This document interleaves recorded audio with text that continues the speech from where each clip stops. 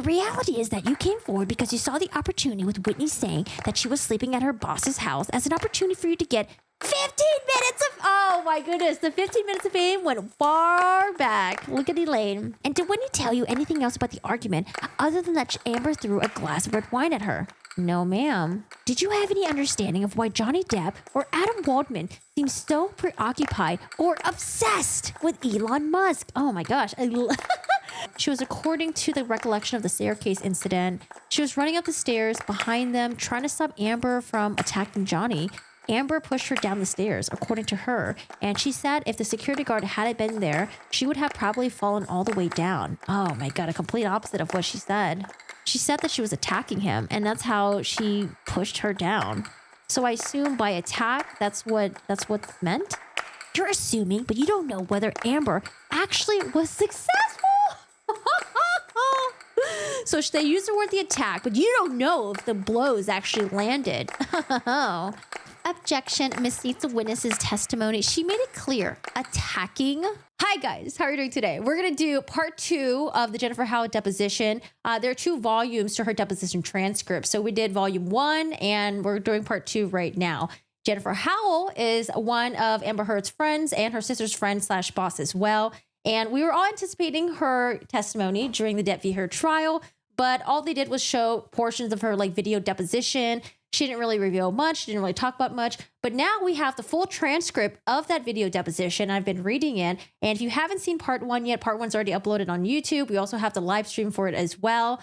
But now we're going to be doing part 2. We're going to be talking about James Franco, talking about the elevator part. And I'm just going to go back maybe just a couple paragraphs just so we know where we're at. It is. Haha. I do it. So you're a fan of Charlie. All right. So this is by Elaine Bredehoff. Question. So given what you say Whitney said to you, then why would it make any difference at all whether there was evidence to the contrary that Johnny had been beating Amber for a lengthy period of time? Camille Vasquez. Objection, vague and ambiguous. The witness. I don't understand what you're saying. I don't understand that question. I don't understand what you're saying. Elaine. So why would it matter at all? Sorry, my mouse is still broken. It's coming today. I can't wait to get my new mouse. It's so broken. Okay. Elaine. So why would it matter at all to you, given that you were relying so strongly on what you believe Whitney said back to you in 2015 and 2016, whether there was a mountain of evidence that Johnny Depp was beating Amber? Ms. Vasquez. Objection assumes facts not in evidence, vague and ambiguous, and misstates the witness's prior testimony. Improper, hypothetical. The witness. I'm sorry. Is there a way we can make it bigger? Because I'm trying to look at you so I can follow. I'm looking at this on the side. I have this big document up. I just can't. I'm trying to follow and I'm just not following what you're asking right now. What are you trying to ask, Elaine? Elaine. So what I'm asking, well, let's start with a piece of it, okay? So if James Franco told you he saw bruises on Amber on May 22nd, 2016, how would that impact you, given that you're so resolute that Whitney told you things in 2015 and 2016 that are different? Again, I don't know why Elaine keeps asking about this because James Franco didn't tell her that and she didn't bother asking James Franco, she said. So I don't really know what's the point of her asking this, I guess. I seldom, if ever, understand Elaine. Camille Vasquez is going to interject. Objection assumes facts not in evidence, lack of foundation, improper, hypothetical. The witness. It wouldn't impact me at all. Elaine. So why bother? Why even bother to ask what everyone else says and what all the other evidence is? Objection assumes facts not in evidence, misstates the witness's testimony, vague and ambiguous, argumentative. Witness. I'm not sure. All I have is tried my best to do is tell the truth because I care about the truth. I can't kind of do what I do without really believing if you see something that's wrong, not to step up and do something. So whatever James' truth is and to say it, that's on him. It doesn't impact me in any way at all. But essentially what you're saying, Ms. Howell, if I'm understanding this correctly, and correct me if I'm wrong, is that no matter how much evidence there may be that Johnny Depp committed domestic violence on Amber Heard, you will never believe it because what you believe Whitney Heard told you in the 2015-2016 timeframe isn't that correct. Objection assumes facts not in evidence, misstates the witness's testimony. It's argumentative. It's harassment. I think this is maybe the 4th or 5th time Vasquez has called harassment on Elaine. It's harassment at this point. The witness. That's not correct. Elaine. then where am I wrong on that? Sorry, I could just see her saying in that tone. Camille, objection, vague and ambiguous. The witness. All I care about is telling the truth, my part of what Whitney said to me. That's it. Whatever the outcome is, it's up to whoever it is. I'm not the judge. I'm not the juror. That's not my place. So I do believe very strongly in coming forward with the truth and doing the right thing. And I do very much care very deeply about that and always have. And so whatever the outcome is, as long as the truth is on the table, I'm fine with. Again, I deeply care for Amber still to this day. There's no part of me that doesn't. So essentially, Elaine's going after Jennifer Howell for, saying that like, oh, well, like you didn't talk to James Franco at all about the bruises. And what about all the other evidence that, has DV, that supports DV of Amber Heard, of Johnny Depp on Amber Heard. And so Jennifer Howell is essentially saying, I don't know about any of that stuff. I don't know. I don't know why you're asking me. I don't know why we're talking about it. I just want to let you know that this is what I heard. This is what I know. This is what's told to me. That's it. That's essentially what she's bringing to the table. She's not coming in and evaluating everything else that's floating out there. She's just saying that like, hey, like, this is what I heard from Whitney, and it's completely contradictory to what she's saying on the stand. That's it. Now, back to Elaine. If you at all care about is what you believe you recall Whitney telling you, then why would you ask James Franco to come forward and say what he saw in the elevator? Objection assumes facts not in evidence. The witness, because he shared that he's on a spiritual journey, trying to make amends and come forward and be accountable and do what's right in his life. He shared with me. And I feel like if he has evidence that can help move the truth forward in whichever way it goes, he should come forward with that. Ms. Bredehoff. Now you say here, I'm sharing this with you because if you feel compelled to share only what you did and did not see on the elevator that day, you can put an end to all of this. What did you mean by that? That was said to me. Adam has said that. He was just like, we tried to get James and he was there. He was a witness and we have a time/dating thing. We don't care anything else about any relationship. If he would just come forward, that would be great because they had whatever footage. Oh, okay. So it must have been Adam Waldman who talked to Jennifer Howell. It's like, hey, like, your friend James Franco has some knowledge about this and we're trying to get him to come forward. We're trying to get him to come out and say something about it. And maybe, James Franco doesn't want to. So maybe they're also trying to use like Jennifer Howell as a conduit to get to James Franco to testify about what he knew about what happened during the May 2016 event. Question. You use very specific terms here. You could put an end to all of this. Did you get that from Adam Waldman? Objection calls for hearsay. The witness. No, I was just writing an email. So do you mean that if James Franco said, no, I didn't see the bruises on Amber on May 22nd, 2016, then that would somehow exonerate Johnny Depp and everything would be done and the whole case would be over? I don't think Jennifer Howell said any of that. Oh man, lawyers twisting them words. Objection misstates the witness's testimony, misstates the documents. I'm sorry, I shouldn't say lawyers because I should just say Elaine. I'm sorry. The witness. No, that's not what I meant, Ms. Bredehoff. Well, did you mean that if he had said, yes, I did see the bruises on Amber's face, that would mean that the judge and all this evidence would be would be right? And they would be right. What the fuck is she saying? Okay, so let me start over. Well, did you mean that if he said, yes, I did see the bruises on Amber's face, that would mean the judge and all this evidence that was in would be right, and they were right to find Mr. Depp had committed at least 10 acts of DV on Amber. So I'm going to go back to using abbreviations, by the way. I honestly feel bad for Jen. Elaine's line of questioning calls her character into question. I mean, that's what they have to do, so she's doing her job. It's just that, I don't know, the manner that like Elaine conducts herself is just kind of like, Objection calls for legal conclusion, argumentative, assumes facts not in evidence, calls for hearsay, asked and answered, argumentative. The witness. Yeah, I'm going with ask and answer on that myself because I don't know what you're trying to get me to say. I'm being honest here. I asked him to come forward and tell the truth because he, Vince, and I are all very close. We had a business together and I've known James. That's actually how I met Whitney and Amber, was at the Pineapple Express premiere in LA because I was there with him. I'd been through many journeys, many ups and downs with him. He said he was being accountable. So again, remember, Amber Heard was in Pineapple Express, which I completely forgot until people pulled clips of that. She was in Pineapple Express like very, very briefly. I think she played Seth Rogen's maybe potentially crazy girlfriend. Was it? I think she was crazy or something. Like I think he had broken up with her on the phone or something like that. I don't know. I just remember it was a very interesting scene, but I completely forgot that she was even in it. He said that he was being accountable. That is what I was referring to in the letter. No way. Yeah, no, she was in it. Let's see. Amber Heard Pineapple Express scene. Yeah, she's actually been in like quite a few decent movies, which I had no idea. Let me see. I don't know if I can play the audio. Oh, this is her. That's her right there. You can't really see her face, but there's a scene where she was like, "See, that's her." Yeah, that's her right there. That's the young Amber Heard. I gotta rewatch Pineapple Express. I haven't seen it in so long. Yeah, that's her right there. And then there's a scene later on where I think they break up or something. Yeah, there's like a scene later on where I think they broke up or something. It was like on the phone or something like that.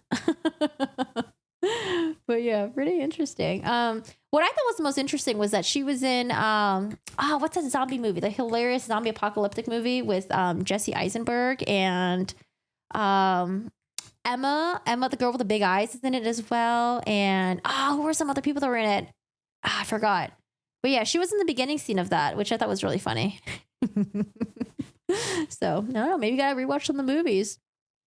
Okay. He said it was being accountable. That's what I was referring to in this letter. I cannot speak to my language whenever I wrote it. I was just writing it. Rum Diary, I remember watching it too, but I remember I didn't like the Rum Diary. But I don't remember her being in that as well. Yeah, she was in Zombieland. That's what I was talking about. Yeah, it's weird. Oh, she was in Californication. Wait, what? I wonder which episode. Yeah, it's weird. I never remembered what movie she was in. I just remember her as like the pretty Hollywood girl. You think she's horrible? Hi, True Crime Diva. So that makes sense. It's a Mandela effect. They put her in later on.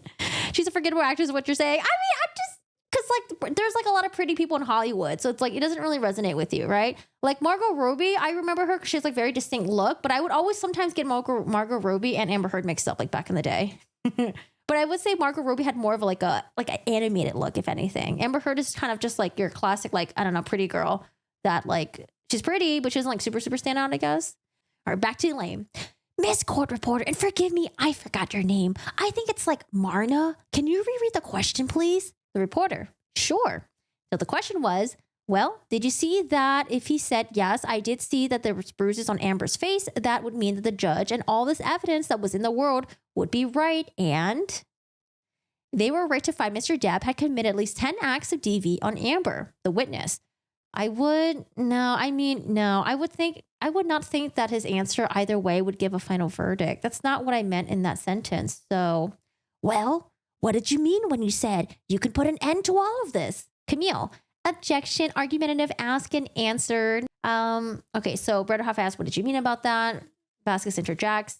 The witness, I would say, and again, I wrote this after a message and was just like, I've got to send him an email. I would say for him deliberating about all of this accountability that he has said he's going through. I mean, I'm assuming I was speaking to that and about him coming clean and doing the right thing and stepping up and taking accountability for different things in his life. But I don't know. So, I mean, we can go round and round, but I don't really know how to answer that. I don't think if he did or did not see bruises, that would override a judge. No. Ms. Bredderhoff. Now, you say that all you care about is the truth. Did you ever ask Amber Heard what happened? Objection, vague and ambiguous. I would have never ever said that Whitney told me at all. What Whitney told me at all had she not got on the stand and said what she did. And when I realized so many things that she said were flipped from what she told me when she lived with me, I was alarmed. So no, I didn't ask Amber because I thought this had been dealt with in the divorce stuff way back then. I had no idea all this stuff was going to reopen and come back years later. Question. So let me ask the questions again, because I didn't ask you whether you thought that it was all over in the divorce proceeding. If you were searching for the truth at the end of July and beginning of August in 2020, why didn't you ask Amber Heard?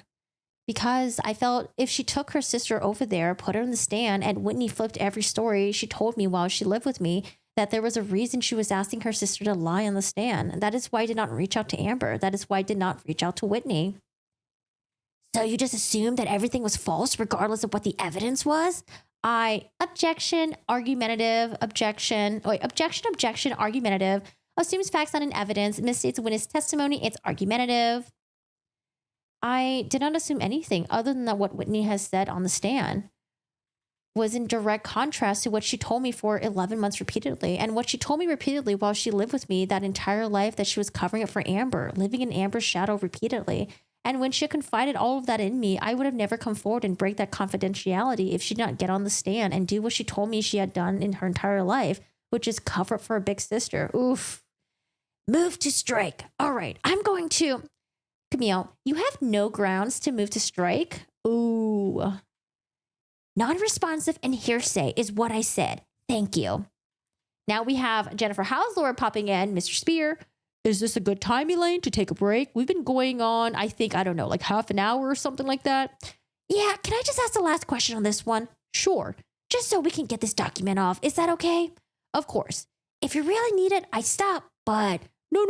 Just whatever's convenient for you. All right. Thank you. I appreciate that. Hi, Joe. Oh, my God. Ah! Wrong one. So I'm just going to direct your attention to, after getting into this, you didn't get brought into it. You voluntarily inserted yourself into all of this, didn't you? Objection. Assumes facts not in evidence. It misstates the witness' prior testimony. It's argumentative. Harassment. Witness. No, I actually very much disagree with your statement and find grave offense to it. Who brought you into this? Oh, answer. You, as an attorney of law, and this entire judicial system should encourage people to come forward with the truth if they see someone not telling the truth under oath. I believe that is a moral obligation as a human being. Oh, Jennifer Howell. Get it, girl. Get that, Elaine. So Whitney's saying something different. I opened my doors. I opened my life. I opened my heart. I love that girl with every ounce of my being. Her getting on the stand over there is why I inserted myself, as you so rudely put it. As aggressive as you are, I would think that you want people to come forward with the truth in your line of work. And that's what I would think. I've been so disgusted by this entire judicial system. I have no words. So don't attack me for doing what I feel I have the moral obligation to do, which is tell the truth as I told it to me. The reason I opened my home, my heart, my life to someone I care very deeply about. So stop attacking me and my character. I am done with it. Oh, Jennifer Howell putting her foot down. Let's go, Jennifer. Elaine. Move to strike and hearsay. Let's go ahead and take that break. I agree with you. Yeah, Elaine, sounds like a good time to take a break. Yep, that makes sense. All right, so they're taking a break. There's a little bit of recess here. Damn, Jennifer. Wrong scene. Jennifer Howell putting her foot down finally. Hi, animal lover. How are you doing today? All right, so we're back from after break. Elaine says, all right, Alex, can you put 33 back up? I wasn't quite done with it. I just thought we should take a break. Miss Howell, I think we're talking about Exhibit 33, this letter, this email you sent to James Franco in August of 2020 when we took the break. Wait, is there a way for me to find this email? Jennifer Howell email to James Franco. Do we have that? Jennifer Howell email. Do we know if we have the email that she sent to James Franco? I'm just going to go down to the bottom where we were talking. I think we established that you have indicated here that you were getting brought into us. And I think we just finished your testimony on that. And you would agree that you reached out and somebody didn't reach out to you, correct? Yes. Okay. And then it says, and paying attention to the witness statements and trial transcripts. What about the witness statements and the trial transcripts were you paying attention to? That was referring to what I was telling you, reading what I read about Whitney's statement, that is, and looking at all the information. Did you review Amber's statement at any time? I looked over them, yes, again. And the only thing I can speak to of truth or not true is Whitney's as she told me. So I don't know anything beyond that. And that's what I can speak to. Now you said, I am deeply ashamed that it took 2 subpoenas to speak the truth. Do you see that? 100%. In fact, it took no subpoenas. You asked for a subpoena, you got 2 copies of it, and then you reached out to Christy Dombrowski. She asked if you would talk to Adam Waldman. You told him you would like a subpoena, correct? Yes. Objection, Ms. Howell, I'm still here with the objections. Assumes facts not in evidence, misstates a witness testimony, calls for hearsay, compound, vague, and ambiguous. Yes, I'm still ashamed that I even asked for a subpoena. I should have just come forward and told the truth, and I asked for it because I said I would do it if I was subpoenaed. That's why I asked for it. In fact, the reality is that you came forward because you saw the opportunity with Whitney saying that she was sleeping at her boss's house as an opportunity for you to get 15 minutes of... Oh my goodness, the 15 minutes of fame went far back. Look at Elaine. As an opportunity for you to get 15 minutes of fame, 15 minutes of fame out of this big trial of the century in the UK, didn't you? Just remember, Elaine also interjected, or she also said that, what was his name? Morgan Tremaine, the guy from TMZ, that he was getting his 15 minutes of fame. Beverly, who was the police officer that was part of like arresting Amber Heard back in the day at the Seattle airport. She was also trying to get her 15 minutes of fame. And I don't know, maybe even Kate Moss was trying to get her 15 minutes of fame as well. 15 minutes of fame. Oh boy, oh boy, oh boy, oh boy, oh boy. Objection. Assumes not facts and evidence. Assumes facts, not in evidence. Misstates a witness testimony. It's argumentative, rude, and harassment. The witness, no. Elaine. Now, you knew that the declaration that Adam Waldman prepared for you was not filed in the Commonwealth of Virginia in that case, didn't you? Camille Vasquez. Objection. Assumes facts, not in evidence. Calls for legal conclusion. Calls for speculation. The witness. I do not understand the question. I thought the declaration was given for everything. Elaine. What did Mr. Waldman tell you he was going to do with the declaration? Objection. Calls for hearsay. The witness. Try to get it submitted in the UK. And why did he tell you? I'm sorry, I missed the last part. So they're saying sorry to each other. Elaine has a hard time understanding. And what was Mr. Waldman? And that's what Mr. Waldman told you? Camille Vasquez. Objection. Calls for hearsay. The witness. Something to that effect. Oh, sorry. Did I miss her response? Okay, sorry. She did respond. Okay, let's go back a little bit. Rewind. Again, with the 15 minutes. Does anyone remember H saying James lived literally next door? That he does. Yes. Yeah, I'm Bobby Cat. I remember seeing that somewhere. But I forgot where it was mentioned that James literally lived next door. So I was like, wait, James Franco lived in the same building as Johnny Depp's? What? Hold up. When the hell did they make another Pet Cemetery? Bet His Booty. Oh, I think they made that like last year, wasn't it?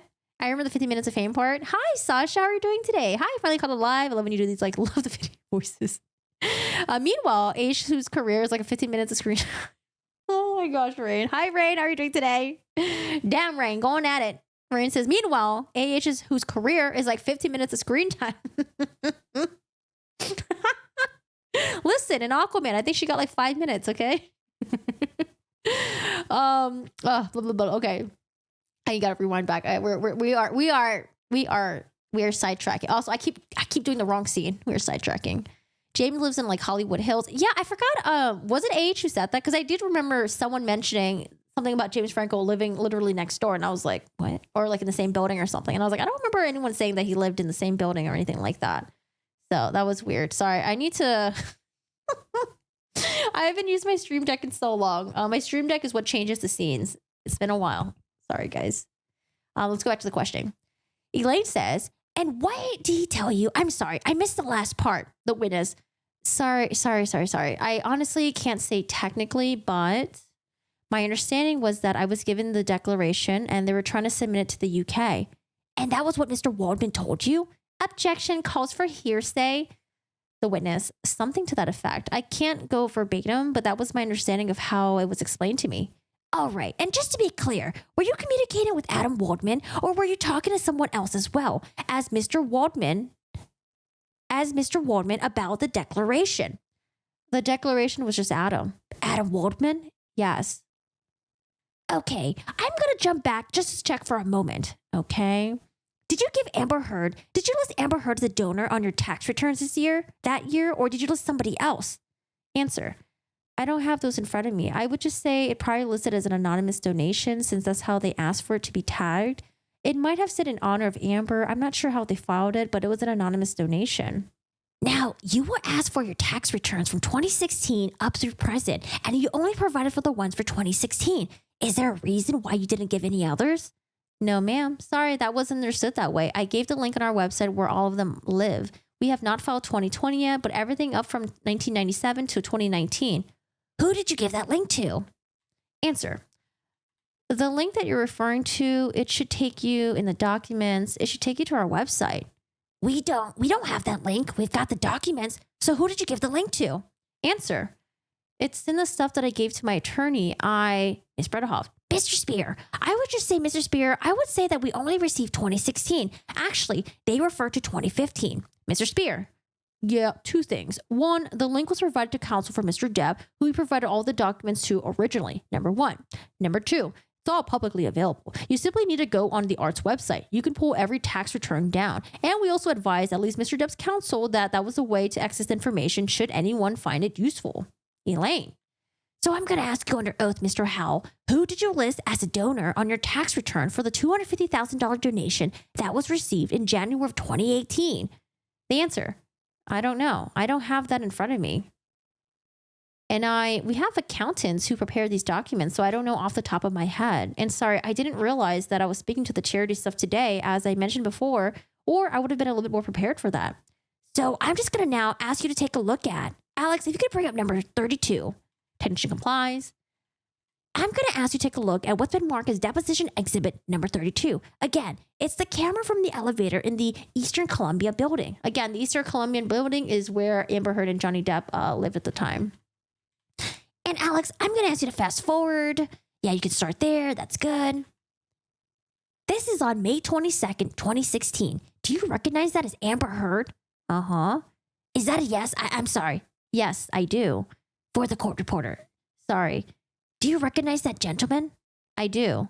Who is that? That's James. James Franco? Yes, ma'am. Elaine. All right. You can now stop now, Alex. Would you say that there was somewhat of an intimate gesture between the two of them when objection, vague, and ambiguous? Sorry, Elaine. Sorry. Would you say there was somewhat of an intimate gesture between two of them when Mr. Franco laid his head on Amber's shoulder? Objection calls for hearsay and assumes, and it's vague and ambiguous. Elaine, you need to answer that. Sorry. Again, ma'am. Sorry. I'm just trying to follow. Yes, ma'am. Okay. And would that type of an intimate gesture be more likely to take place if he had seen bruises? Oh my gosh. Wait. So she's saying that the reason why someone leaned their head on someone else was because it's probably because there had been bruises and that's why there would be an intimate gesture like that. Like, oh, that's like, come on. Like we wouldn't know that. Why even ask that question? Why? She pronounces Elaine with the eye roll. I hear Emily's voice in the head every time I read Elaine. Elaine. Meh. Yeah, the new Halloween movie was good. It was bad. No, it was so good. I like the new Halloween, and then also I like the new Texas Chainsaw. I thought they did a really good job with it. And the new Hellraiser was pretty decent too. I like the new Hellraiser.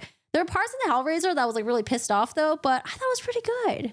I will say though, I didn't really watch the original. So if you grew up with it, you watched the original, then I can understand why maybe you don't like the new remake of it. I only saw like the new ones. I haven't really seen the original. Boo you, Cedric. Boo you. I don't know. Maybe my bar for horror movies is just pretty low because I just love horror movies in general. So I'm just really grateful that they're just making fucking horror movies. I don't know. Oh, okay. Can I say something though? I will say that the Jeepers Creepers 1 was pretty decent. Jeepers Creeper 2, I think, was pretty decent as well. What the fuck happened to Jeepers Creepers 3? What did they do to it? Why did it look like some cheap ass TV show made back in like the early, like, I don't know, like 1990s or something? It was so bad. Oh my gosh. Back to Elaine, another horror movie.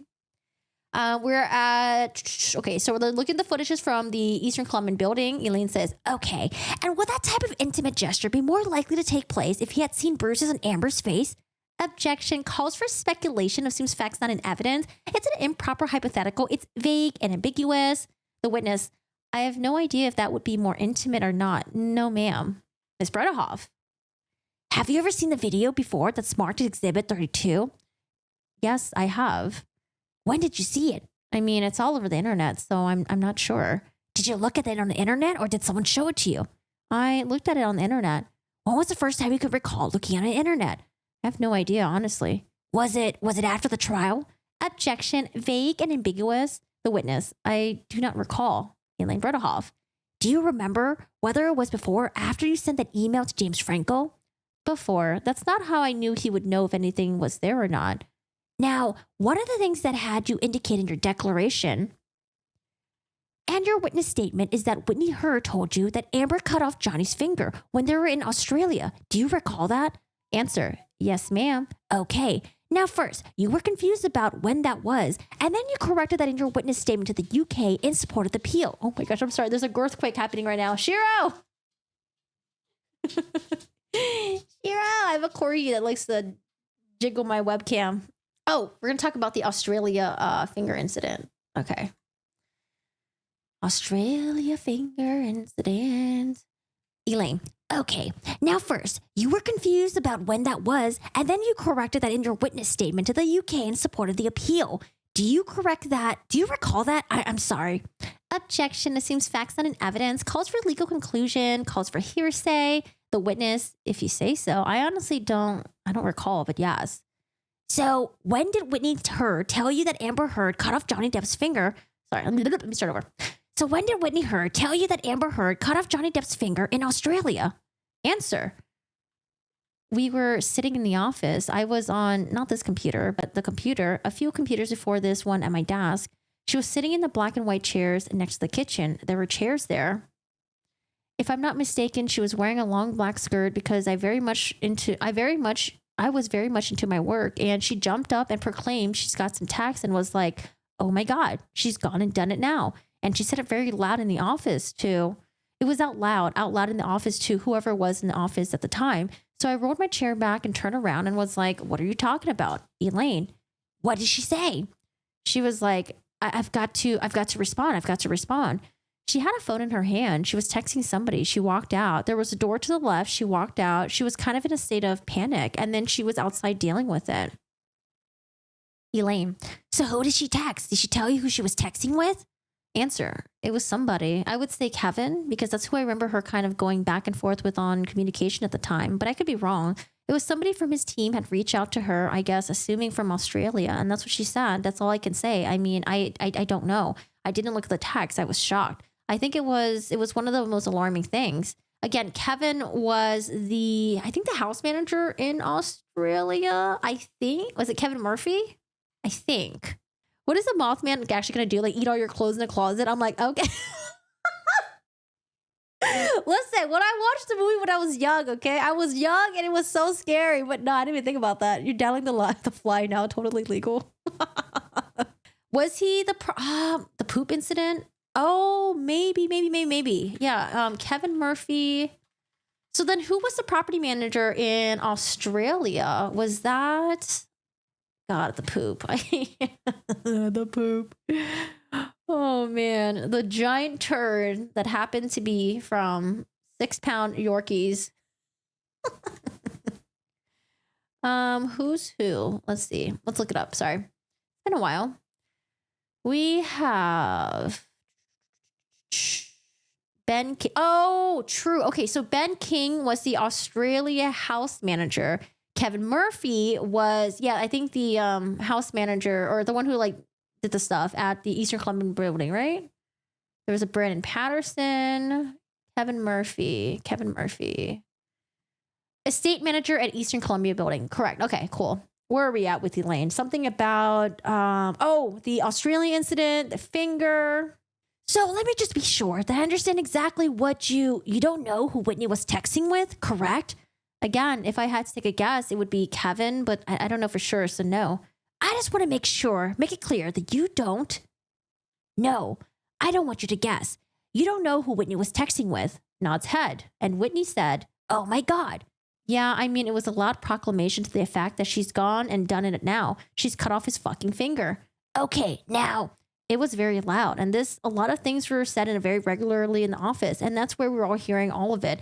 I've never not said that. It's not everything I know is coming from Whitney. It's just that what she said on the stand is different than what she's saying. That's all I can speak to from all the evidential standpoint. Question. So let's just stay here for a minute. So if you have Whitney Heard texting with someone who apparently, and you don't know who it is, who apparently said something that led Whitney to believe that Amber had cut off Johnny's finger, correct? Camille. Objection. Misstates a testimony, assumes facts not in evidence, calls for, is that correct? Yes, ma'am. Okay, and you don't know now, when was that? I was trying to piece everything together between the dogs, when they came to the office, and that's how I started putting together a timeline. I would say March-ish, but again, I don't have that in front of me. The dogs came whenever they came back from Australia, so that's what I've been trying to piece together. That was That was said when? Oh, remember. Oh, apparently, I think Amber Heard, remember the whole drama with bringing the dogs to Australia? Amber Heard had reached out to Jennifer Howell, so Jennifer Howell could write like a character statement about Amber Heard, I think, because she had to appear in front of like Australia court, and she asked Jennifer Howell to like write like a little like letter thing. It's such a saying like, oh, you know, Amber's a good person, she donates to us, and blah blah blah. And I think stuff like that. Oh my goodness. Okay, so she was trying to piece together the dogs back in March. Question: you piece it together with the dogs? Is that the dog incident in Australia? Answer: yes. Whenever they were flown back privately, they were coming in the office every day. So is it your understanding that the finger incident happened at the same time as the dog incident in which the dogs were illegally in Australia? I believe it was before that. All right. And that's where I was trying to come up with a timeline. There was so much that was said in that time. It was constant. So that's where I was said on the dates. I've always said on the dates, I'm just trying to be as honest and give you what I know as I possibly can. So I don't know the exact date. So what would be the year? It would be 2015. Okay. Now you've also said that Whitney gave you the blow by blow of how the finger was cut off. Do you recall saying that? Yes, ma'am. So tell me exactly what Whitney said in the blow by blow. Is that really a phrase? A blow by blow? Blow by blow. Blow. I mean, I feel like if I Google this, we're gonna get some weird stuff. Blow by blow is minutely detailed. How to use blow by blow? I've never heard that before. Oh, Blow by Blow is Jeff Beck's second album. Oh, rest in peace, Jeff Beck. Blow by Blow. I've never heard of Blow by Blow before. I feel like it's usually said something else, isn't it? Or it's usually called something else. Who says blow by blow? I think there's another term that's more commonly used. Minute by minute. What's another term that they would use? Yeah, I feel like blow by blow seems like archaic, or maybe it's just not like, I don't know. Not in my vernacular, I guess. Answer: she came back from whoever she was talking to out in the hall. She was still very upset, and she was like, she apparently threw a bottle, his fingers off, and they rushed him out. Oh my goodness. Damn. She was kind of in a state of panic, to be honest with you, because she was so upset and didn't know what to do. And yeah, I mean, that would be what I'm saying, the blow by blow that I was referring to. Piece by piece. It's a very common term when dealing with Amber. Oh, play by play. Yes, Megan, that's what I was thinking of. Play by play. I've heard of play by play before, but never blow by blow. I might start using it. Blow by blow. I think it really, truly is an old phrase. Normally it's word for word. Yeah, play by play, word for word. Well, no, word for word's a different, would be like a different meaning. Word for word. Word for word is like when you're like tracking what someone is saying, word for word. But play by play is when like someone's giving you an update of like what's happening. Play by play, blow for blow. Okay, sorry, we're sidetracking so much right now.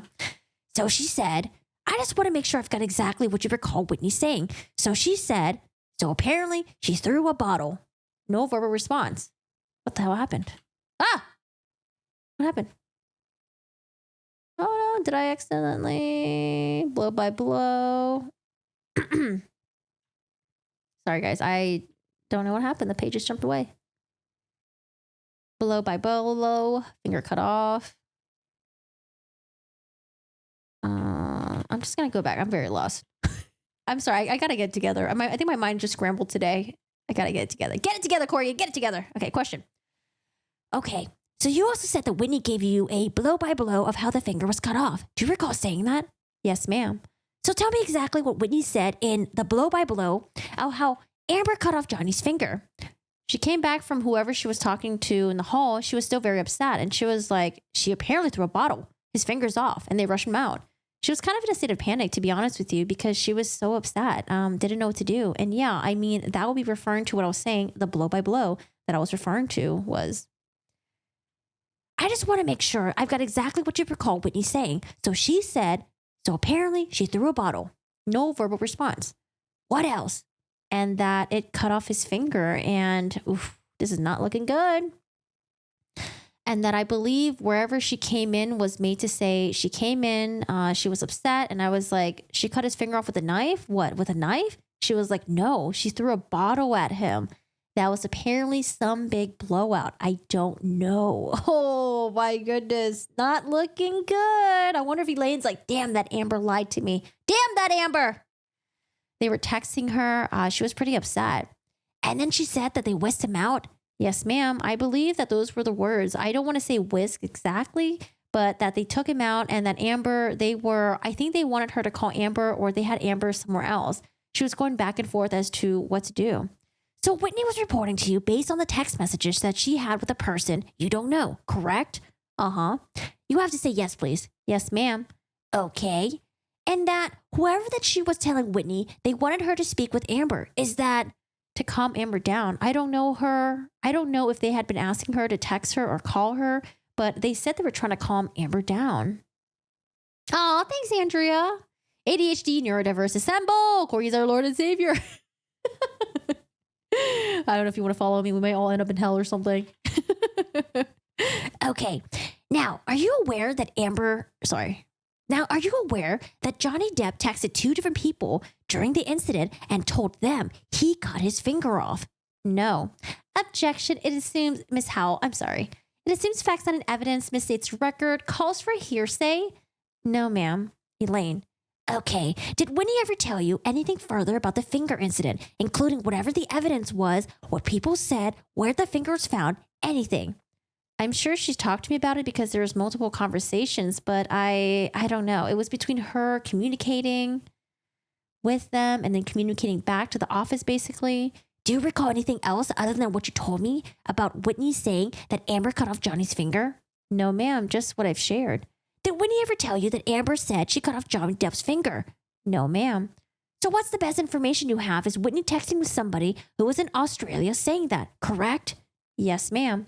Do you know whether anyone was in the house at the time Johnny Depp cut off his finger?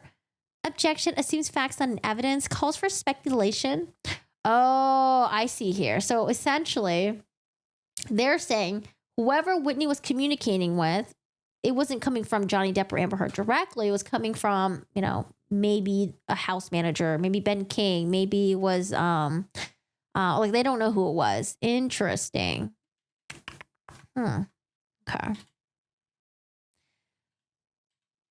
Always fun on here, even, oh man, this stupid, I don't know why YouTube does this. It's so annoying. Or maybe I have to make the chat bigger.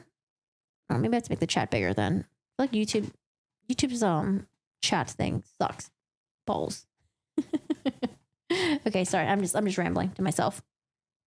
Well, if hell is our home base, that's wherever you want us to go, we'll go. Lol. I'm saying y'all be careful. Y'all be careful. Okay, anyways, do you know whether anyone was in the house at the time Johnny Depp cut off the finger? Objection. Assumes facts not in evidence. Calls for speculation. No, ma'am. So do you know whether the person who was texting with Whitney was telling her firsthand or what they thought or might have heard from someone else? Objection. Compound. Calls for speculation. Calls for hearsay. The witness. The way it was told to me, I assumed it was firsthand, but I don't know. So, she's not really sure who she was texting with. Whitney could have just been texting with Amber Heard, but they're just not sure. Do we have those text records by any chance? Okay. And have we exhausted your recollection about the cutting off the finger in Australia? Yes, ma'am. My entire brain is exhausted in general. So yes, ma'am. Okay. Now, you also said that there was an incident in which Whitney said that Amber threw a glass of wine at her, correct? Yes, ma'am. And that was at the Tribeca Film Festival. I believe so. Yes, ma'am. And do you recall which film was being presented at the Tribeca Film Festival? I believe it was the Adderall Diaries. Are we seeing a pattern here? Throwing objects, bottles, glass? Yes, ma'am. Which was James Franco with Amber, correct? Yes, ma'am. Okay. And what is it exactly that you recall Whitney saying? She came back into the office. She often sat in the chairs. I'm telling you about, the black and white ones by the kitchen. And she came back and she said that she and Amber had gotten in a huge fight. And Amber threw a full glass of red wine at her in an elevator. Oof, in a public setting too. Oof, oof, oof. And when did Whitney tell you that? I believe, April-ish of that year. That's usually whenever Tribeca is. So I'm assuming around that time. Do you recall what year? It would be, I think, 2015 as well. Okay, and did Whitney tell you anything else about the argument other than that Amber threw a glass of red wine at her? No, ma'am. Do you know what the fight was about? I'm sure she told me the time, but I don't recall. I just remember her telling me about the glass being thrown, that she was always talking about them fighting. I don't know what incident that was. At least Johnny has proper medical record for it, and like Amber, who fixed her broken nose overnight with ice and makeup. There's actually something that's been circulating. Apparently Amber Heard has like proof of her broken nose, and it's supposed to be a X-ray of some sort. But then people digged around and found out that it's actually from a textbook or something. I don't know. I saw the Umbrella guy was talking about that. I didn't see that evidence ever, and I don't know where it popped up. But if that's true, that's a huge major yikes as well. But yeah, I don't know. Not quite sure about that. A lot of texts that didn't come in were like different formats. It could have been easily edited, like the message from Johnny's assistant that said that Johnny cried when he told her Johnny had kicked her. You saw that one too. That text message thing, I think, I believe their explanation for where they said that like, oh, the assistant was just trying to like pacify Amber at that point by essentially just like having her version of events when talking to her. Otherwise, she'll probably be like really combatant, or she wouldn't forgive him or something like that. I could totally believe that, because like, initially, I was just like, okay, this like kicking in the airplane thing, it sounds really bad, but there are so many other evidence that didn't really support that. Apparently, she had a friend that was on the airplane as well. It was like her stylist or something, or her makeup. I forgot. It was like somebody that was there that was like sort of her friend. No, I think it was her friend. But they were like, they heard commotions, but when they turned around, they didn't see anything. So I don't know. Like there was a lot of things that just didn't really support her claim fully. Like she might have like one or two couple things, or maybe like a couple things that like sounded like, oh, this actually looks pretty like legit. But in order for these claims to be real, you have to have other context as well, and then like other supporting evidence or other witnesses. But yeah, there was just too much bullshittery on Amber Heard's side that it was just like, it was just so messy. Yeah, it was just not good. Amber always bullied poor Whitney. She just had to defend her sister. You saw that one? Yeah, what did you think about that one? With the x-ray or the whatever, the nose thing? Because I wonder, where did they find that? Was it like an Amber Heard's like stack of evidence that wasn't released yet? Or where did we get that from? Let's see. Do you know what the fight was about? I'm sure she told me the time, but I don't recall. I just remember her telling me about the glass being thrown, that she always was talking about them fighting. I don't know what the incident was. Do you recall whether there was anyone else in the elevator with them at the time? I did not ask. No, ma'am. Do you recall whether anyone got wine on them as a result of that? Answer. Shit. Why? No, ma'am. Okay. Now, you said she was talking about them fighting. They're sisters, right? Uh-huh. Do you have sisters? Oh, no. Where is Elaine going to go with this? Is she going to say that, like, sisters fight and it's normal for them to get physical with each other, to throw things at each other? Like, maybe when you're young, maybe when you're kids, maybe when you're teens, maybe when you're, like, in your early 20s and you're still a shithead. But, like, I don't know, man. Fighting in your, like, late 20s, when you're an adult, like 30s, like, nah, man. Like, that's just, like, there's just something up with you, okay? Something be up with you. I heard there was an evidence list, but it wasn't used in trial. She said she had scar tissues on her nose, which me from her cocaine days. Can you get scar tissue from using too much cocaine in your nose? Is that a thing? Like, maybe cocaine can make your nose really raw, but like, can you get scar tissue from that? I think Elaine tried to get the textbook into evidence. Forgot whose channel I saw it on, but I definitely saw that. Yeah, I saw that on the Umbrella Guys video recently. I think it was like maybe an hour or so. All right. Do you have sisters? Oh, yeah, 100%. How many sisters do you have? 2. And how close in range are they to you? Where is Elaine going with this? I think the closest one's 6 years, the youngest one 20 years difference. So you don't have a relationship that's roughly a year and a half apart like Amber and Whitney, do you? No, ma'am. Why does it matter, Elaine? Why does it matter? So do you have experiences with close siblings, particularly girls, and the kind of fights they can get in and then be best friends 3 minutes later? I mean, yeah, but like physical, that's like a whole different story. Like, I don't know, getting physical with people, different story, ma'am. Objection, irrelevant, calls for speculation, improper, hypothetical. Witness, no, ma'am. I guess no, ma'am.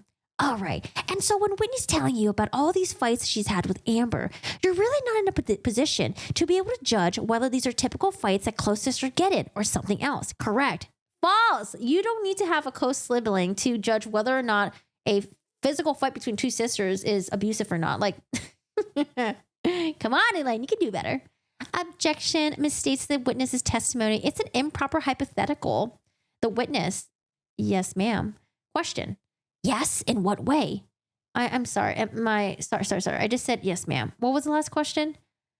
Are you able to discern whether these are typical close sister fights that happen with close age sisters? I don't really know how to answer that. She was confiding in me as a friend and talking to me about her personal relationship. I do not have anyone a year and a half in age to me, so I guess that's your point. All right. Did Whitney ever tell you that she had been beaten by Amber? I mean, yes, that would be the short answer of that. All right. Let's hear when specifically. The lawyers are horrible. They didn't even double check evidence when they had the same photos as evidence for two different incidentals. I don't know. Maybe they were just overwhelmed and I don't know. There's some weird fuckery going on. I've never had my dog sleep behind me like that before. Oh my God, he's so cute. Look at him. He's so adorable. Aww. He's a real corgi. This is a fake corgi in the picture. This is a real corgi. Oh my God, he like never sleeps there. I wish he would sleep there more often. Like how cute he is. So cute. Just want to eat him up. He's so cute. Oh my God. It's pronounced Margot Robbie. I thought it was Roby. I could have sworn someone said Roby. All right. Did Whitney ever tell you that she had been beaten by Amber? I mean, yes, that would be the short answer of that. All right. Let's hear when specifically. Answer. The way the stories went were that it was her whole life. I can't give you specifics because, again, she was confiding in me while she lived there and listened, and I listened. And I do understand sibling relationships because I'm close to my sisters too. What she shared with me seemed very extreme based on the experience I have in any friendships or relationships I have. Elaine. All right, I want you to tell me exactly what was said by Whitney that you consider to be extreme, including when, what the circumstances was, the best you can recall. Answer. Growing up, she said that they were both pretty severely abused and that Amber would take the brunt of it on her behalf and that she always appreciated that. And that where she would take the brunt of it, that's when she got mad. That I'm trying to articulate in the best and the kindest way I can because I have deep sympathies for both of them from what Whitney shared with me. That their childhood was extremely abusive and where Amber would take up for her in these abusive situations that happened to them, that she would also then in turn direct her rage on Whitney later. And that's how it was told to me in ways, that's the best way I can communicate it. So exactly what words did Whitney use to describe how Amber directed the rage onto Whitney? Answer. I mean, this was however long ago. She lived with me for like 11 months. It was one story after the next. While she was there, she just kind of opened up to me. So I'm kind of giving you a vast generalization of all these stories because I never knew that however many years later, I would have to ever disclose any of this or share any of this. Question. Can you remember any specifics that Whitney told you about Amber turning any type of rage on her? Answer. I don't want to misstate specific incidents. Stuff that happened with kids in high school on up. She said that it had happened throughout her entire life. So I don't know how much detail you want because it was almost like therapy sessions, if that makes sense. Bredehoff. I didn't realize she was done. Go ahead. Keep going. Answer. The only way I can convey what was shared at the time, it was like therapy sessions. It was stuff like how I was, how I just told you. It was our childhood was abusive, felt as much as she protected me and her as for my protector, who I love so much for doing that. And then she would kind of just turn and do the same thing to me when she was taking from me. And so what?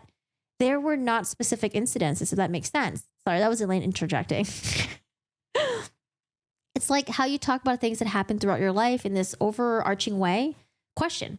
Can you describe for me any specific thing that Whitney said Amber did to her that represented turning rage onto Whitney? No. Okay.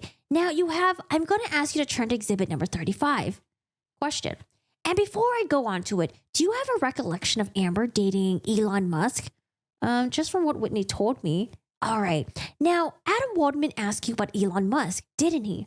Objection calls for hearsay. The witness, yes. Question. And what did he ask you? Answer. I'm not exactly sure. Something that brought him up. I don't know the exact question. I couldn't tell the exact questions you've asked me today. Question. So Adam Waldman brought up Elon Musk in his discussion with you, correct? Camille. Objection calls for hearsay. The witness, yes. Question. Okay. Do you have a recollection of what Adam Waldman said about Elon Musk? Objection. Asked and answered calls for hearsay. The witness. I don't recall. Question. Did you have any understanding of why Johnny Depp or Adam Waldman seems so preoccupied or obsessed with Elon Musk? Oh my gosh. The term obsessed is Elaine's favorite. She just loves people being obsessed with each other. So obsessed. I don't know. Maybe one day Elaine will write a memoir and she'll be like, you know what? I knew that bitch was lying, but I was just trying to do my job. I was trying to collect the bags. Okay, get that money. Jillian says, I would read an Elaine memoir, although even the memoir industry is kind of like way oversaturated. I saw a Harry Styles memoir. The book will be called What If... What if... I didn't represent Amber Heard. What if any? Oh, gosh. Okay, going back to this. So, did you have any understanding of why Johnny Depp or Amber... Okay. I was about to say Amber Waldman. Question. Do you have any understanding of why Johnny Depp or Adam Waldman seem to be so preoccupied or obsessed with Elon Musk? Objection. Assumes facts not in evidence. Calls for hearsay, compound, vague, ambiguous. The witness. No, ma'am. Question. But Mr. Waldman included in your declaration thinks about Elon Musk, didn't he? Objection. Assumes facts not in evidence. Calls for hearsay. The witness. Yes, ma'am. Okay, and those things that he had included in there claim that Paige Heard had said to you, correct? Again, Paige Heard is Amber's mom, now deceased though. Objection. Assumes facts not in evidence. The witness. Yes, ma'am. Elaine. But you didn't volunteer to Adam Waldman anything that Paige Heard said about Elon Musk, did you? Answer. I told him the only thing that I knew that about Elon Musk, which was shared with Paige and Whitney while I was visiting Hunter for the first time. I think Hunter is the name of Whitney's kid, newborn at the time. And I stated whenever I said it, this is an outrageous story, but this is what I was told. This is really all I know about Elon Musk, and that's it. And that's why I said that. Question. And that was in response to Adam Waldman's questions to you, correct? Objection. Assumes facts not in evidence. The witness. Yes, ma'am. Ms. Bredehoff. And you know that Paige Heard had died at the time that you told those things to Adam Waldman that she allegedly said, correct? Answer. Yes, ma'am. And Whitney was there. Whitney also said, was part of the conversation as well. Question. You didn't say in the declaration though, did you? You just said Paige. You just said it was Paige Heard, correct? Yes, ma'am. Okay. Now, you are aware that Amber Heard and Elon Musk had broken up at the time that Amber Heard had gave you the $250K contribution in... Oh, were they broken up at the time? Objection. Assumes facts. I'm sorry, Elaine. I apologize. Question. January of 2018. Objection. Assumes facts not in evidence. Calls for hearsay. The answer. No, ma'am. I don't recall. I had no idea if they were dating or not. Ms. Bredehoff. Yeah, corgis are so funny. They sleep in very funny ways. They like to do the I don't know. I call it like the whatever this is. Do they do this in the Thriller video? He likes to sleep like this, where he's like this, and then like he has like his juju out and everything. Your mic, Elaine. Your mic. Chapter 1 should be addressing the mic issues. Oh my god, he's so cute. Sometimes when he sleeps, he's got his like little tongue hanging out too. All right. Question. Now, there's one more thing that you report in your declaration and your witness statement. You said that Whitney told you that Amber had struck Johnny and that Whitney had tried to interfere in some manner. Do you remember that? Oh, this is the staircase incident. The one where apparently Johnny Depp had a soft cast on, and they were saying that Johnny Depp was hitting them with a soft cast, which would have been really fucking painful for him. I think they were trying to say it was a hard cast, but I think the doctor testified saying it was actually a soft cast. Oh, man. Tisk, tisk, tisk, tisk. Okay. Answer. Yes, ma'am. Question. Tell me when Whitney told you that. This is where I was trying to put it together. When she came to stay with me, what she said, that was one of the main incidents. She said that she had gone up. She said that she had gone up. She was, according to the recollection of the staircase incident, she was running up the stairs behind them, trying to stop Amber from attacking Johnny.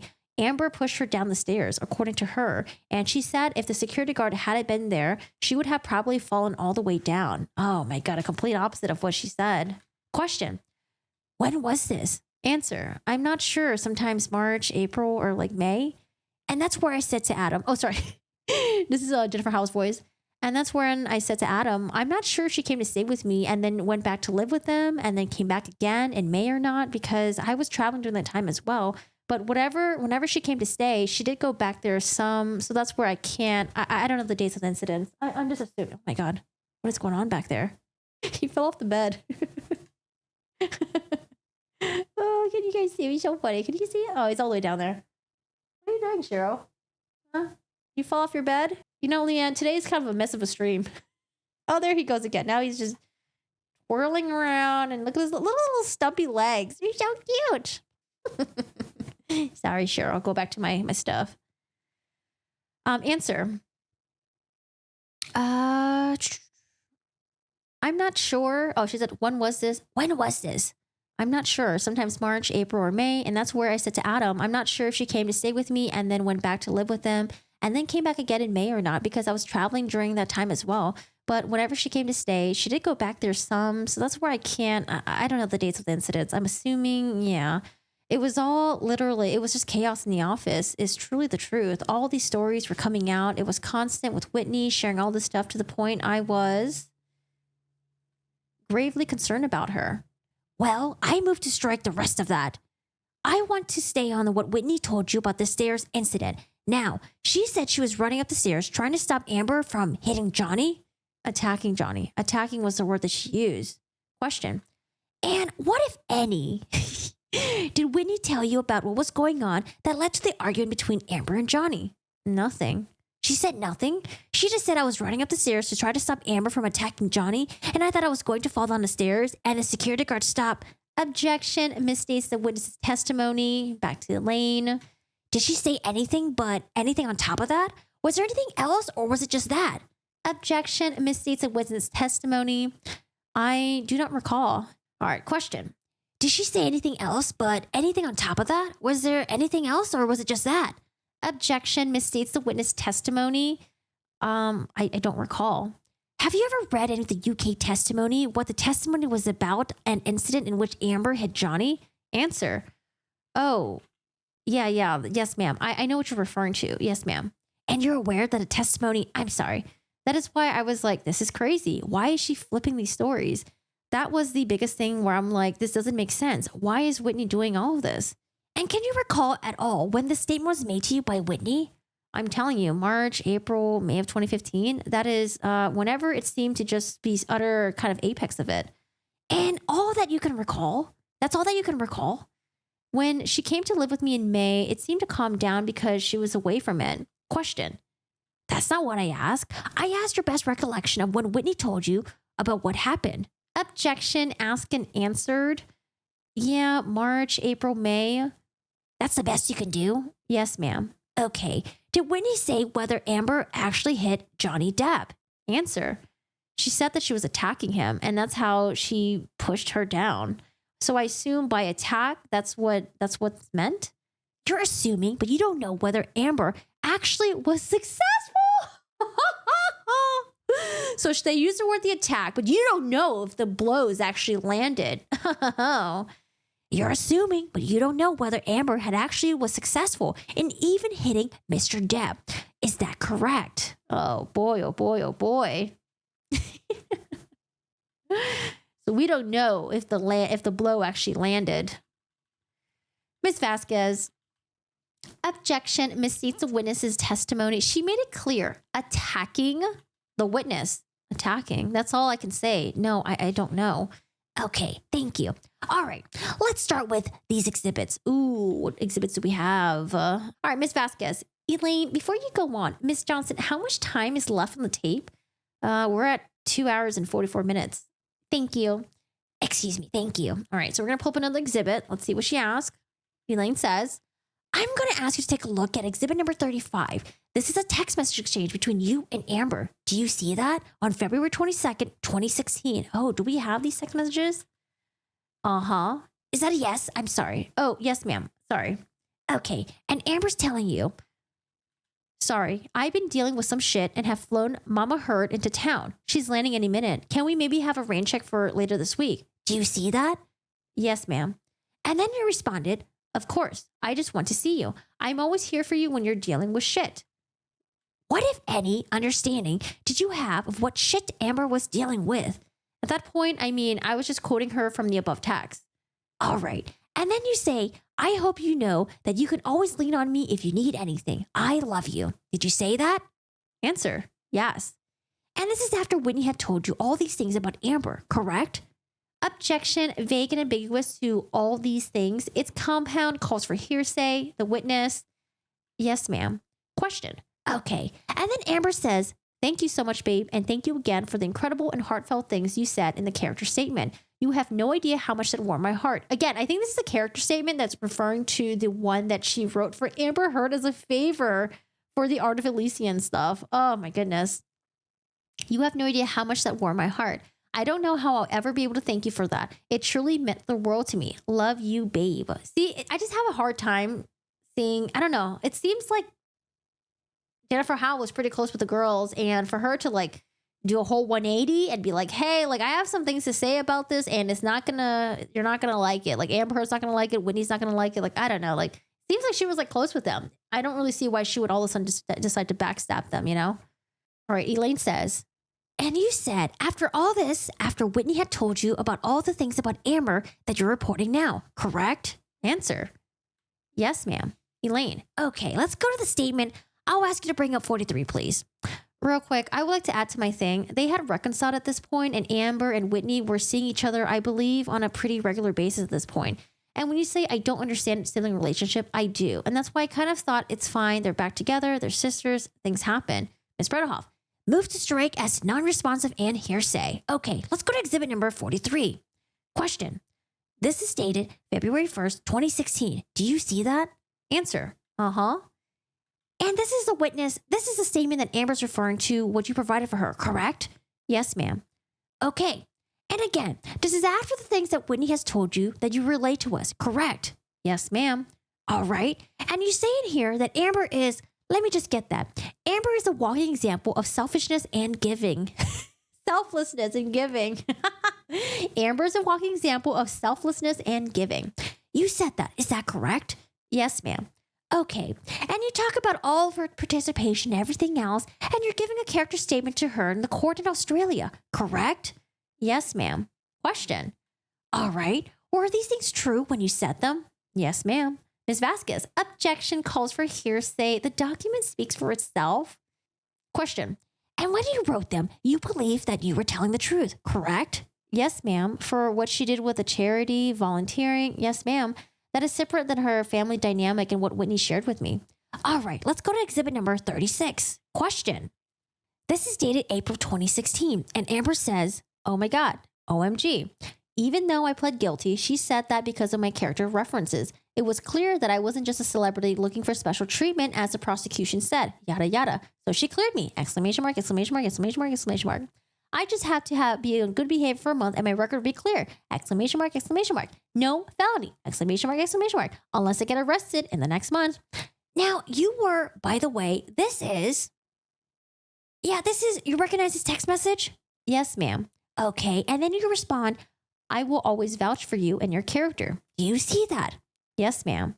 So that's how you characterize that letter, that declaration, or the letter of the recommendation statement on her behalf at the time. Correct. Answer. Yes, ma'am. Okay. We can take that one down. Let's go to number 37. This one's on 4/18/2000. Oh, no. Maybe it was 38. Did I just say 37? Are you there, Alex? Yes, I'm sorry, Elaine. This is Alex speaking. Do you want 37 or you want 38? What is this one? Is it 30? I can't see the bottom. All right, they're figuring out which one it is. Elaine's trying to get exhibit up.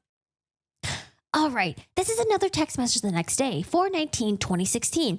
And she's thank you again. And you say, you are my chosen family and I will always be here to help you, love you, celebrate with you, cry with you, whatever you need. Do you recall saying that at the time?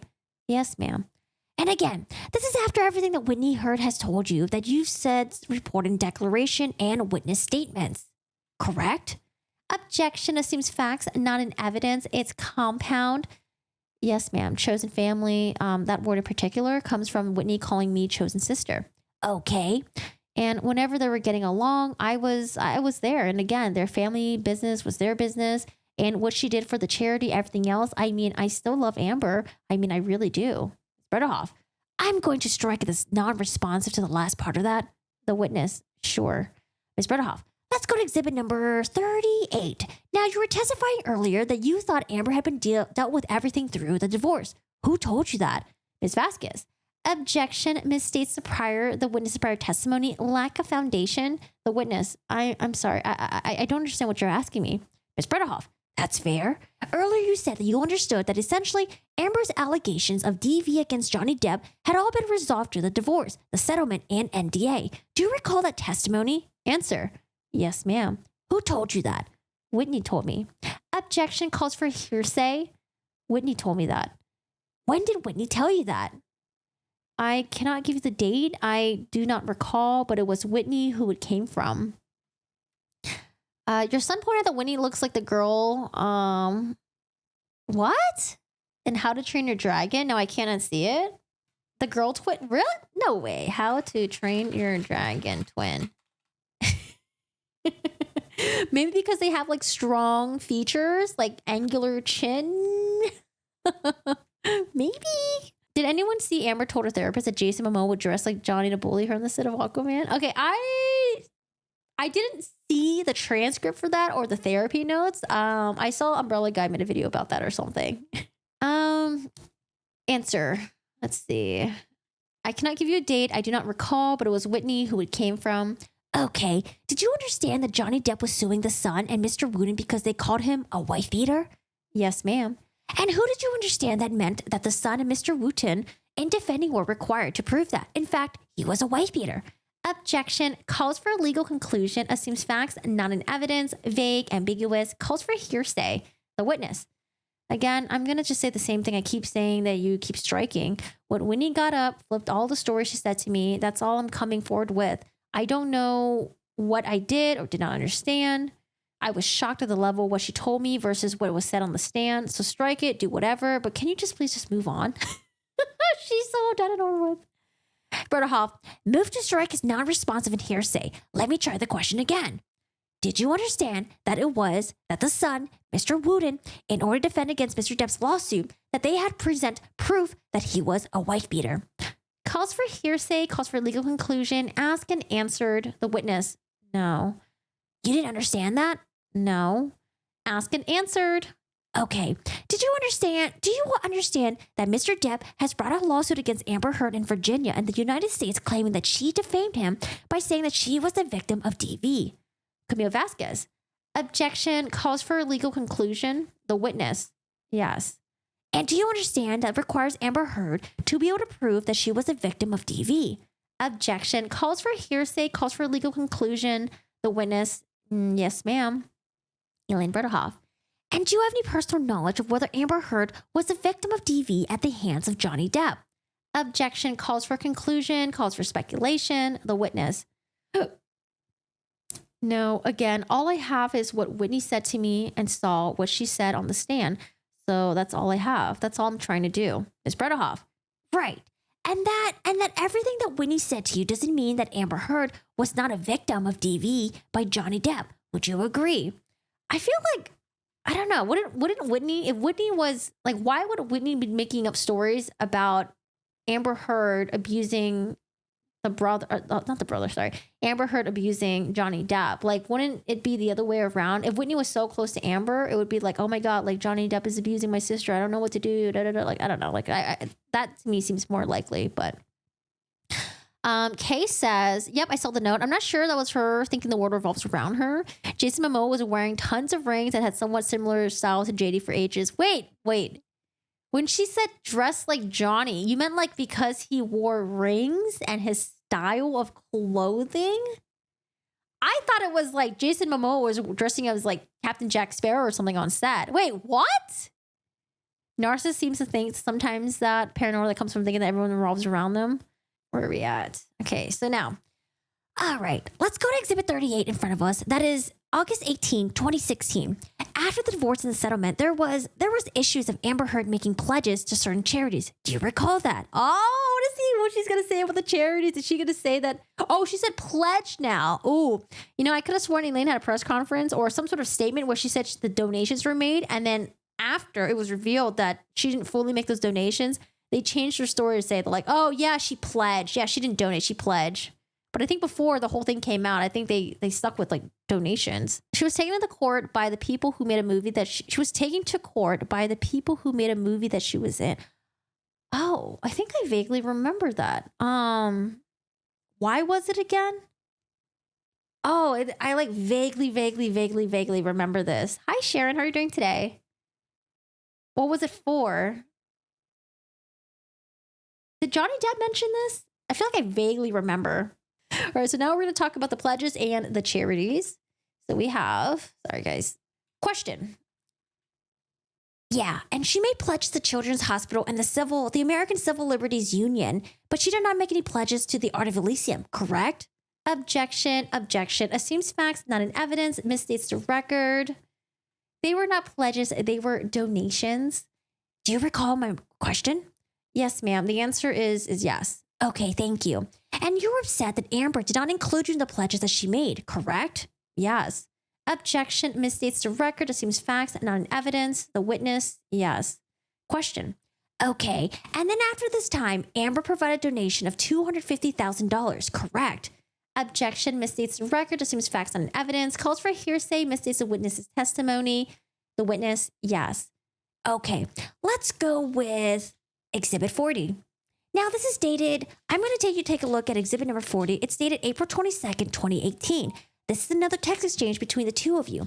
And Amber's telling you how touched she is by your thoughtful, beautiful, amazingly gorgeous gift. Do you have a recollection of what you gave Amber for her birthday? Yes, I gave her a print by Russell Young. If you find the original notes, can you post in my Discord? I want to take a look at the original notes. Oh, it must have been, wait, were the therapy notes were released? Was it part of the unsealed documents? Okay. This is Dr. Hughes' notes? What does that say? I don't know what this is. Even director of Aquaman couldn't something and raise his voice at me. I can't even post about Aquaman. Oh, even the director of Aquaman couldn't post and he raised his voice at me. I can't even post about Aquaman. Made it seem like it was my fault. I said, I'm sorry. This is all I will work on until the case is a distant memory. Role cut down significant, change content. Then Jason said he wanted me fired as well. This was Justice League. Zack Snyder, his wife, producer, Stand By Me. I don't know why it's cut off like that. Okay, what is this? Plaintiff's trial exhibits. Where can I get a copy? Oh, this is on depdive.net. Oh, I could probably find this then. I will do my work and keep my head down and really something. Something face studios to execs. Oh, have to face studio execs.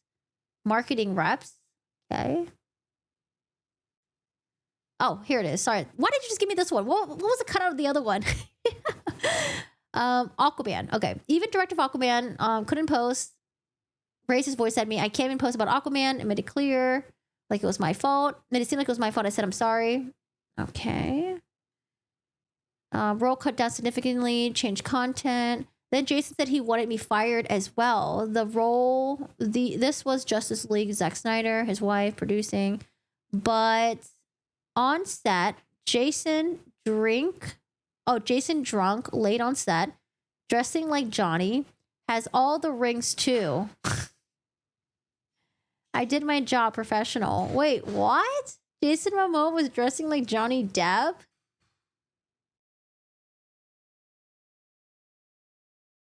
I don't even know how to react to that. Nobody can take selfies with me on set. Given black something, don't post anything on social media. Oh, given like blackout, don't post anything on social media. It was just me. Everything, everyone else. I don't know what the fuck this says. Men wear rings. I don't know. Okay, these are some interesting notes. Okay, all right. Well, I read them. Interesting. I mean, who knows if any of that's even true, right? Oh, there's a transcription too. Okay, seems about right. I think I wrote that or read that. Thank you.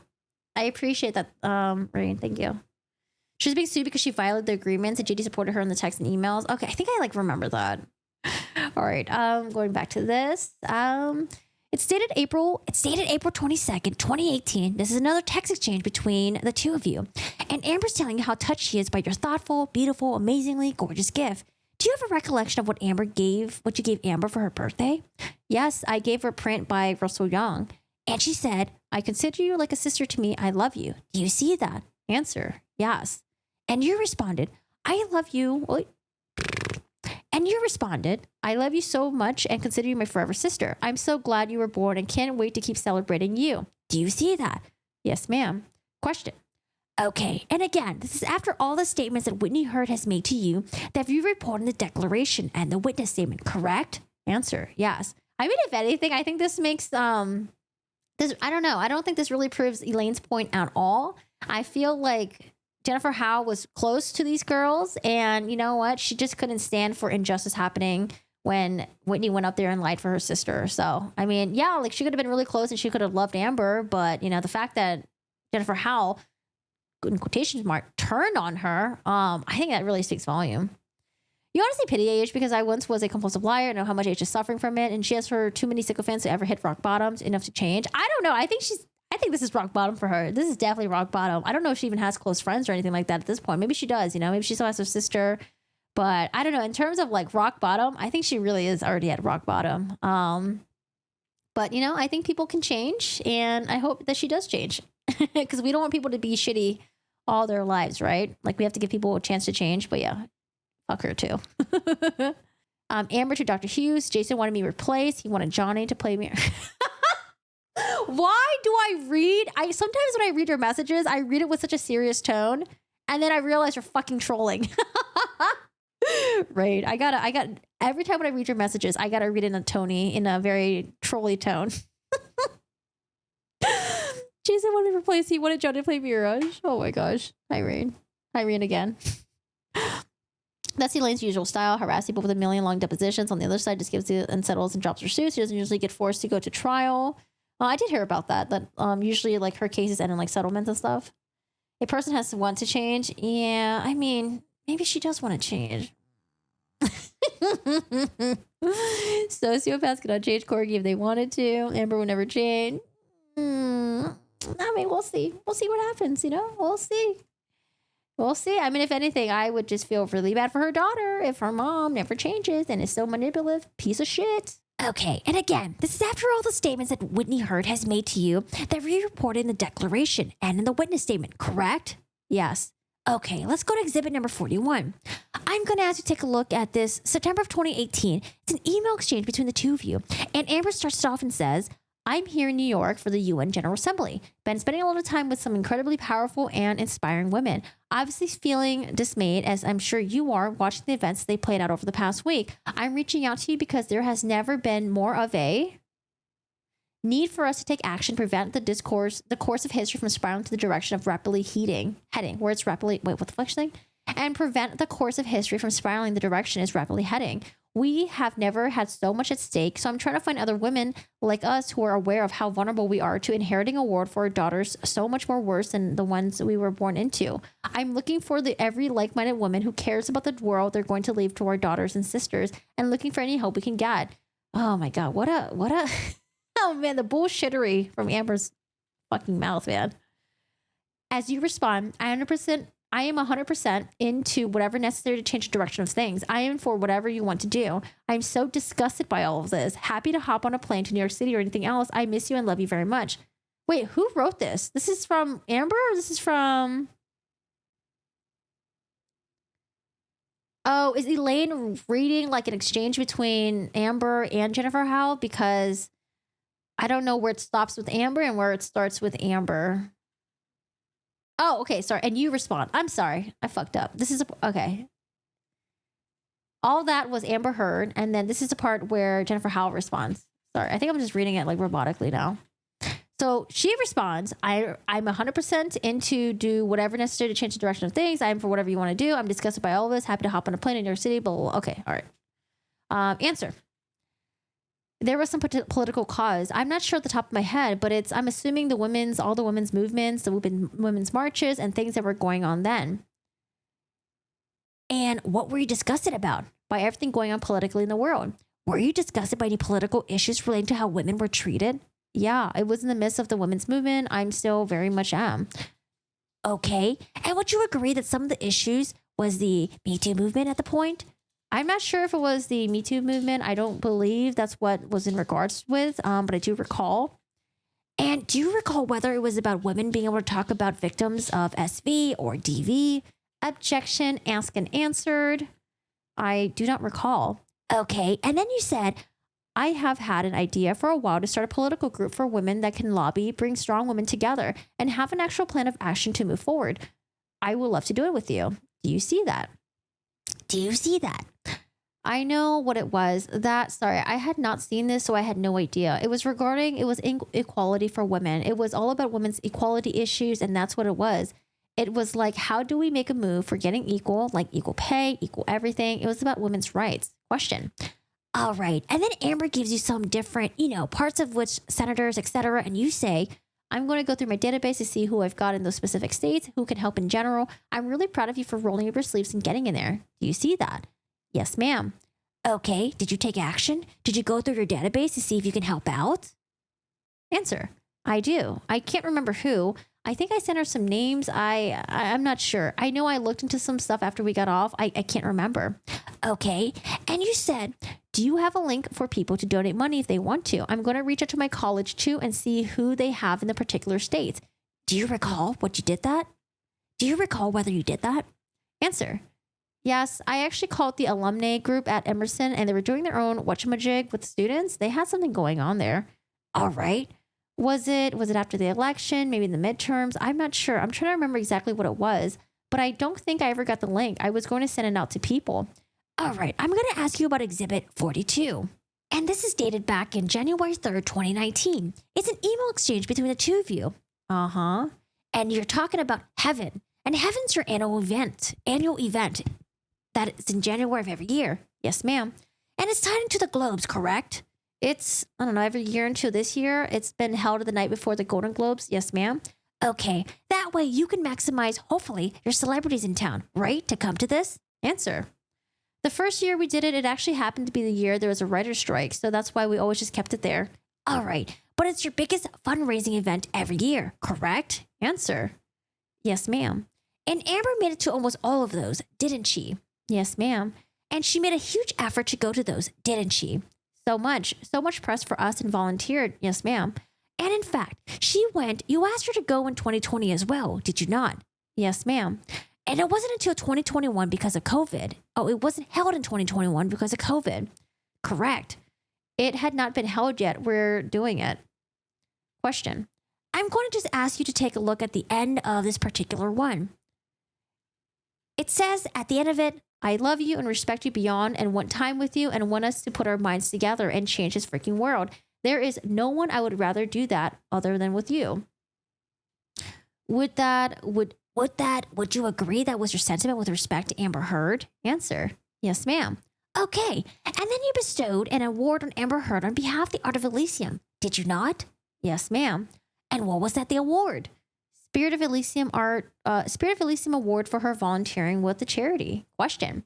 I'm going to have you take a look at this one more exhibit and then I'll save the rest of my time for rebuttal. Oh, because the next one, I think Camille's going to go, I guess. Wait, rebuttal? Do we get the rebuttal? Because the next time we get this, I think it's a year later that Jennifer Howell does this deposition. Question. I'm going to have you take a look at one more time. I'll save the rest of my time for rebuttal. But if you can go to the exhibit number 53. Sorry, 53. Question. Ms. Howell, I'm going to ask you to take a look at exhibit number 53. This is a tax return that we talked about earlier, the one that was produced in Discovery. It's 2015, correct? Answer. Yes, ma'am. All right.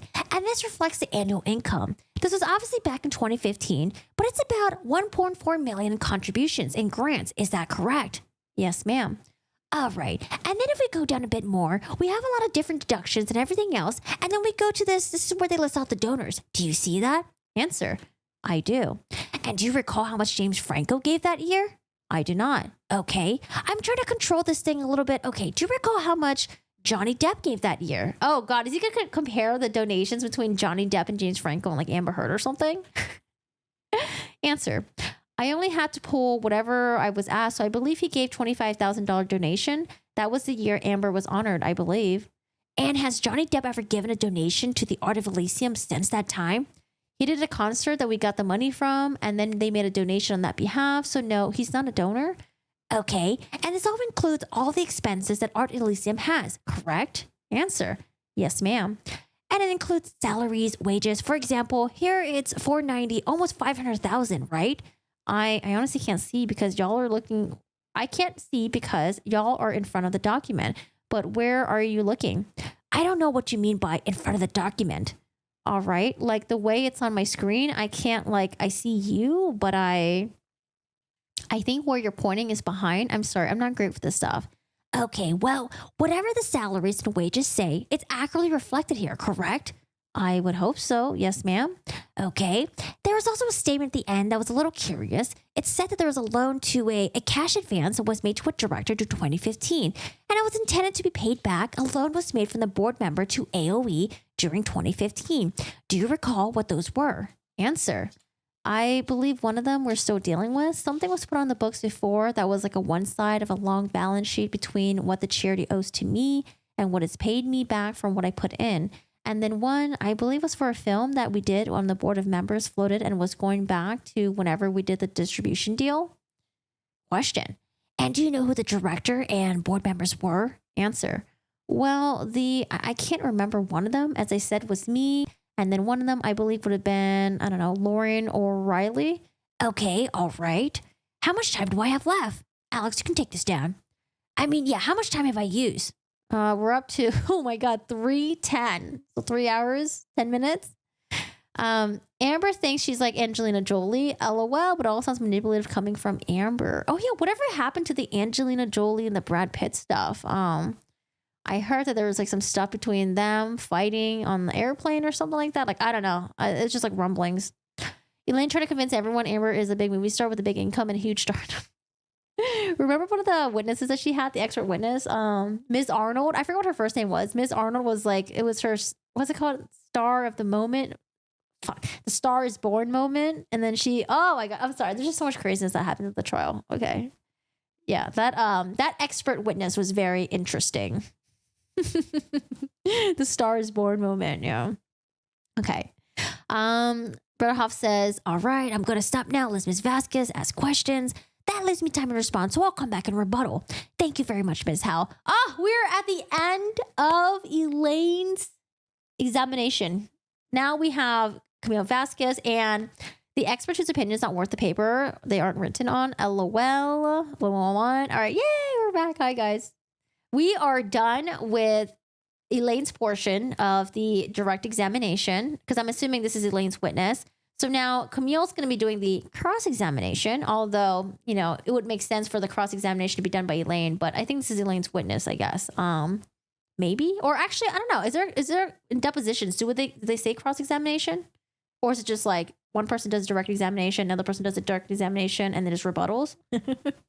I'm not quite sure. I don't really know what the format is called in depositions. Okay, so now we have Camille Vasquez. She's going to go on next, and it's going to be very short. You can see the scroll bar here. Look how tiny it is. Camille, I guess, is not going to ask many questions, and then maybe there's not much goes on rebuttal, but we're almost done. So now Camille Vasquez is going to take maybe like a 10-minute break. This has gone on for a very long time. I don't know. Right here it says 5 hours. So maybe it was like 5 hours total, not including breaks, maybe. I don't know. Okay, so now we're going to have Camille Vasquez. Let's see what Camille Vasquez says. Camille Vasquez says, Ms. Howell, Mr. Spear, Ms. Messenger, thank you very much today for appearing for the deposition. As you know, I represent Mr. Depp, and California rule applies to this deposition, and Ms. Bretterhoff has graciously agreed to, off the record, to adjourn the deposition at this time. Oh, she has 20 minutes left, I believe, to do a rebuttal examination of you, Ms. Howell, and I have 3.5 hours to do a direct examination of you and get your testimony. I've had personal issues come up, and so we're going to request an adjournment of the deposition at this stage. Wait, what? And reschedule for another day, another time, where you can come back for 3 hours and nearly 4 hours of deposition testimony by both me and Ms. Bretterhoff for her 20 minutes. We'll coordinate with you for your attorneys to come back and finish the deposition, but we're very grateful for you today for sitting for your deposition for the first time of it. The witnesses, thank you. Mr. Ben Chu. Yeah, this is Ben Chu. Thank you so much, Ms. Howell. We really appreciate it. The witness says, thank you. Thank you all. Elaine, thank you. Elaine says, thank you. Elaine says, thank you. I just want to go on record just based on Ms. Vasquez's reasoning of request in a personal matter. I absolutely agree to do so and have agreed to adjourn. Okay. I mean, we get anything here? The deposition isn't done until a year later. What happened? What the? Okay. Because again, this was dated in February 26, 2021. And then the next deposition that we get is going to be, like a year later. Oh my goodness. What happened? Is it going to be mostly Camille Vasquez that asks questions, or who's going to ask questions? Spiegel was very interesting. Okay. So we have Camille Vasquez, Ben Chu. Amber Heard's attorney, Clarissa Pintado. What? We don't get Elaine? I want Elaine. Where's Elaine at? And then Spear. Okay, so it's going to be Camille Vasquez. Examination. Oh, okay. They just call it examination. So no cross-examination, no direct examination. Just called examination for depositions, I guess. Okay, so examination of Jennifer Howell. Ooh, we have some exhibits here. Letters, text messages, 284. Text messages. Okay, cool. So next time we do a reading on this, it's going to be with Camille Vasquez. Camille Vasquez is going to do the examination of Jennifer Howell. We're not going to get Elaine. We're going to get a different lawyer, I think. We're going to get someone else that's from Elaine's law firm. And Elaine must be busy. I mean, this is before the trial starts. Oh my God, March 3rd? Wait, when did Johnny Depp trial start? April 11th. Oh my God, this is like about a month before the real trial starts. What the heck? Spiegel binge watch all of Johnny's movies. Okay, so next time we do a reading, we're going to get Jennifer Howell's, I don't know, maybe she'll go into more details about what she found out from Whitney, and then it will be done by Camille Vasquez, and we'll read that one next. All right, y'all. That's the end of volume 1 of the Jennifer Howell deposition. We'll have volume 2, part 1, because I'm going to separate into 2 parts because these are pretty long. But this is not going to be as long and as extensive as the Elaine one. Or maybe I could do it in one stream. I might be able to do it in one stream, actually. Yeah, we'll see about that. If there's anything else you guys want me to cover, let me know, though. Join the Discord if you haven't already. I have a Discord section. We do have a true crime section as well.